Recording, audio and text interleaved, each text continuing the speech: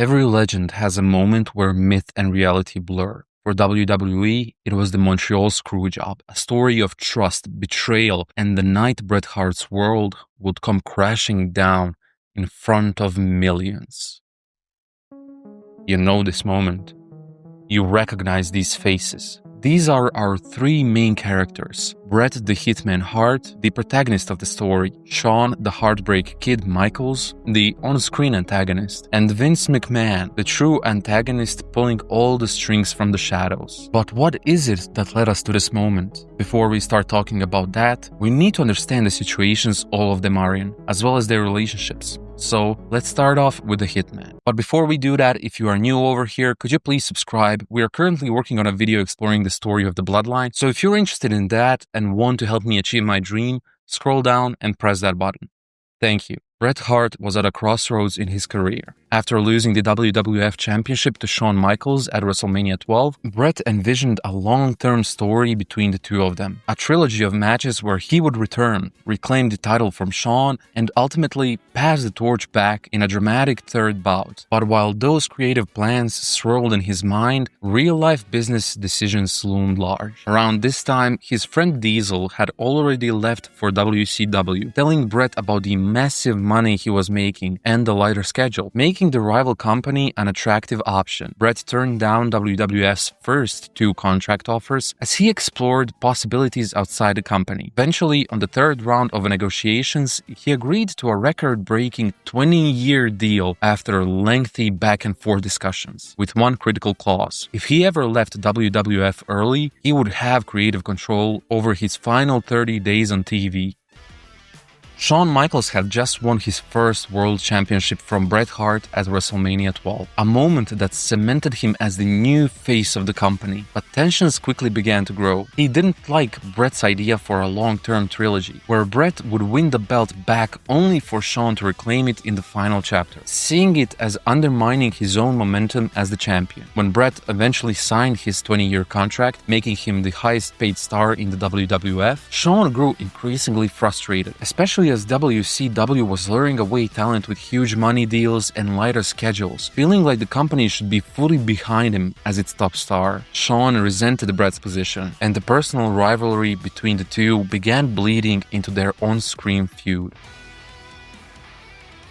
Vince McMahon was facing one of the toughest periods in WWF history. Between May 1996 and April 1997, the company reportedly lost $6.5 million, while WCW dominated the ratings with the NWO and major stars like Hogan, Nash, and Hall. Initially, Vince was supportive of Bret's creative ideas, even considering the trilogy plan. But after speaking with Shawn and witnessing the escalating real-life tension between his top stars, his stance began to shift. When Bret finally signed the massive 20-year deal, Vince almost immediately began resenting it, seeing the contract as too expensive and too restrictive for a company already struggling financially. As WCW continued crushing WWF in the ratings, Vince grew increasingly desperate to protect his company's future, even if it meant betraying one of his most loyal stars.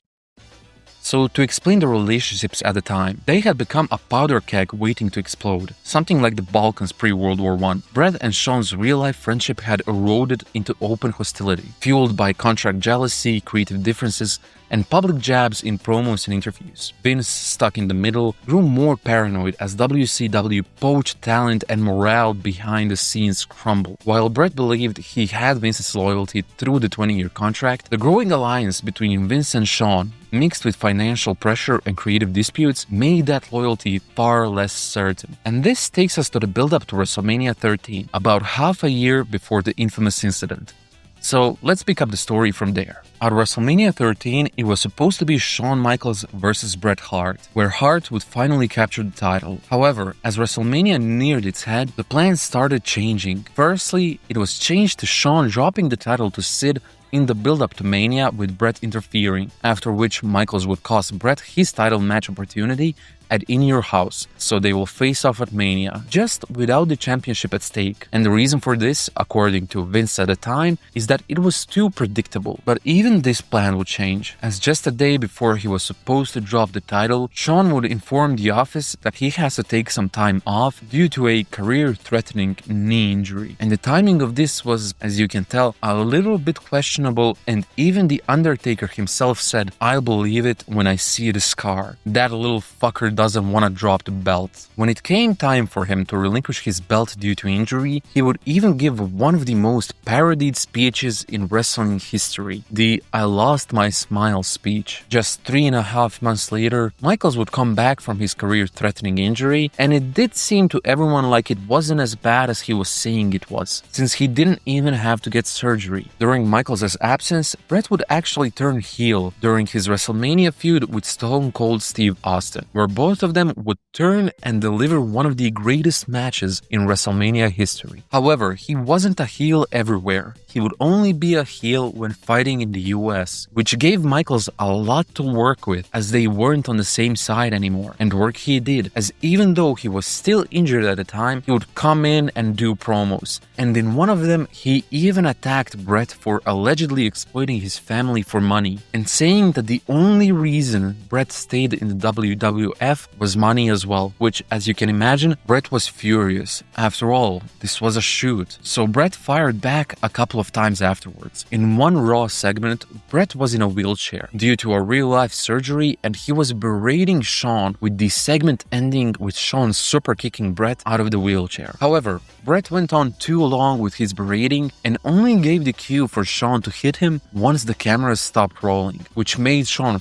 furious. As to everyone but the people inside the arena, he looked like a schmuck just standing there listening to someone talk shit about him. And Shawn would next week fire back with a live insinuation that Bret was having an affair. And this whole buffoonery would come to a boiling point pretty soon, when Bret mercilessly beat up on Shawn Michaels backstage with a couple words of caution: "Don't fuck with me or my family." After all this, Shawn would quit the company due to claims of it being an unsafe working environment. However, this wouldn't last too long, as soon enough Shawn was back in the WWF after Vince promised to make it fun for him again. After this, there would actually be some peace in the locker room, as they seemed to be on their own separate paths for a bit there, with Bret becoming the champion once again and Shawn turning heel and creating the original DX. And this lasted for a little while. Of course, there were some scuffles here and there, but all in all, everything was fine and dandy until Vince got involved. Remember that 20-year-long contract Bret had signed? Well, Vince would roll up to Bret one day and just say, "That doesn't work for me, brother," as he would tell him that he is planning to breach the contract and just wasn't willing to pay the money. He also told him that if he wanted, he could contact Eric Bischoff over in the WCW, as he would actually be doing him a favor if he would leave the company. What a way to treat the face of the company, isn't it? Bret would listen to Vince and would go on to sign with WCW. Now, remember that clause that gives Bret creative control over his last month in the company? Ring the bells, as that month is finally upon us. And he still had the belt. And in just 1 week, he would have a match against Shawn Michaels for that belt in Montreal. Oh yeah, how was their relationship going again? Well, Bret would actually go up to Michaels and tell him that he would have no problems dropping the belt to him. Now, what was Shawn's response to all of this? What do you think? Was it A, "Hey man, thank you"? Was it B, "I am glad we are finally on the same page"? Was it C, "I wouldn't have done the same thing for you if I was in your shoes"? Or was it D, it was C? Michaels, for some reason, told Bret he wouldn't have done the same if their roles were reversed. Now, why would he feel the urge to say this? To look cool, I guess. And no shocker here, Bret would afterwards be willing to drop the belt to anyone apart from Shawn. But Vince really wanted him to drop the belt to Shawn Michaels. Now, why wouldn't he just make Bret drop it to The Undertaker then? To look cool, I guess. But after some discussion, they did come up with a plan. Bret would reprise the belt in Montreal, but would drop it a couple weeks later in a fatal four-way. Vince was delighted. Shawn wasn't. He wasn't willing to lose to Bret Hart. So we were at an impasse until Jim Cornette had the greatest idea of all time: just double-cross him. So they told Shawn to act confused when he wins, make Gerald Briscoe teach Shawn some self-defense holds in case Bret went apeshit, and convince referee Earl Hebner to signal the end of the match. Now, Earl had already given his promise to Bret not to do that, as Hart was kind of paranoid that something like this might happen. But hey, promises are made to be broken or something.